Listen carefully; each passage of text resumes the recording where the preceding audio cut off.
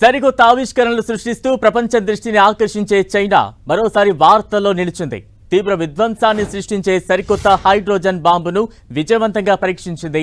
ఈ hydrogen bomb సాధారణ bomb తరహాలోనే కనిపించినా ఇది తీవ్ర విధ్వంసాన్ని సృష్టించగలదు. ఈ బాంబు పేలినప్పుడు 1000 డిగ్రీలకు పైగా వేడితో వినాశనంతో పాటు కొన్ని సెకండ్ల పాటు భారీ అగ్నిగోళం ఏర్పడనుంది.